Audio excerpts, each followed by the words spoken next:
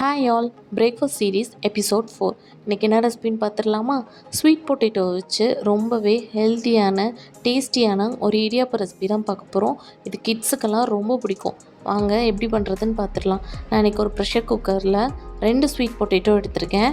இது வந்து கிட்டத்தட்ட 200 கிராம். நீங்கள் இதை ஸ்டீம் பண்ணி கூட எடுத்துக்கலாம். நான் இன்றைக்கி ப்ரெஷர் குக் பண்ணியிருக்கேன். இப்போது இதை கட் பண்ணிவிட்டு தேவையான அளவு தண்ணி சேர்த்துட்டு இதை மூடி போட்டு ஒரு 2 விசில் விட்டு எடுத்துக்கலாம். அதுலேயும் நல்லா குழஞ்சி வந்துடும். இப்போ ஒரு பாத்திரத்தில் நம்ம அரிசி மாவு எடுத்துக்கலாம். அதாவது இடியாப்ப மாவு. நான் இன்றைக்கி டபுள் கார்ஸ் பிராண்டோட இடியாப்ப மாவு எடுத்திருக்கேன். அது இடியாப்பத்துக்கு ரொம்பவே சூப்பராக இருக்கும். 2 கப் மாவு எடுத்திருக்கேன். இப்போது இதில் மாவுக்கு தேவையான உப்பு சேர்த்துக்கலாம். உப்பு சேர்த்துட்டு அதை லைட்டாக ஒரு வாட்டி மிக்ஸ் பண்ணிவிட்டு நம்ம இப்போது பாயில் பண்ணி வச்சுருக்க ஸ்வீட் பொட்டேட்டோவையும் இதுக்குள்ளே ஆட் பண்ணிக்கலாம். ஸ்வீட் பொட்டேட்டோ கொஞ்சம் நல்லா குழஞ்சிருந்தால் தான் மாவு கூட நல்லா மிக்ஸ் ஆகும். இல்லைன்னா கட்டி கட்டியாக அங்கங்கே இருக்கும். அதனால் நல்லா ஸ்டீம் பண்ணி எடுத்துக்கோங்க. இப்போ மாவு கூட அதை நல்லா சேர்த்து பிசைஞ்சிக்கலாம். அது எல்லாமே மேஷ் ஆகி அந்த டோ மாதிரியே இருக்கணும். அந்த மாவு கூடயே இருந்தால் தான் அது வந்துட்டு புளியும் போது நமக்கு ஈஸியாக இருக்கும். இப்போது இதை ஒரு 5 நிமிஷம் மூடி வச்சிடலாம். இப்போது சைடில் நம்ம தேங்காய் பால் எடுத்துக்கலாம். அதுக்கு நான் இன்றைக்கி ஒரு முறி தேங்காய் எடுத்திருக்கேன். அது கூடவே ஒரு 4 ஏலக்காய் சேர்த்துட்டு அதை நல்லா தண்ணி சேர்த்து கெட்டியான தேங்காய் பாலாக எடுத்துக்கலாம். தேங்காய் பால் கொஞ்சம் தண்ணியாக இருந்துச்சுன்னா இடியாப்பத்துக்கு டேஸ்ட்டாகவே இருக்காது.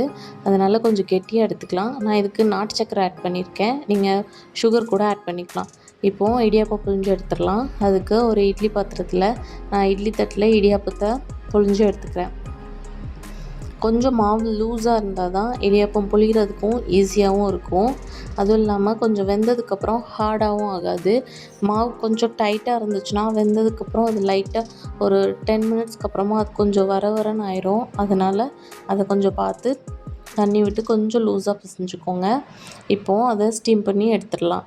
ஸ்டீம் பண்ணி எடுத்ததுக்கப்புறமா உடனே துணியிலேருந்து எடுத்துருங்க. இல்லைன்னா கொஞ்சம் ஒட்டிக்கும் எல்லாமே. இப்போது ஸ்வீட் பொட்டேட்டோ இடியாப்பம் ரெடி. இது வந்து ரொம்ப ஹெல்தி. இதில் நீங்கள் ஸ்வீட் பொட்டேட்டோ ஆட் பண்ணியிருக்கீங்கன்னே குட்டீஸ்க்கு தெரியாது. நல்லாவே சாப்பிட்ருவாங்க. இதை இப்போ சர்வ் பண்ணிடலாம். நான் இன்றைக்கி தேங்காய் பால் கூட இதை சர்வ் பண்ணியிருக்கேன். இது கூட நீங்கள் தேங்காயும் துருவி போட்டுக்கலாம். தேங்காய் பால் கூட மிக்ஸ் பண்ணி கொடுக்கும்போது இன்னும் டேஸ்ட்டாகவே இருக்கும். Sweet potato idiyappam ready. இது எப்படி இருந்துச்சுன்னு செஞ்சு பார்த்துட்டு கமெண்ட்ஸில் சொல்லுங்கள். உங்கள் கிட்ஸுக்கு பிடிச்சிருந்துச்சானும் கமெண்ட்ஸில் சொல்லுங்கள். தேங்க்யூ.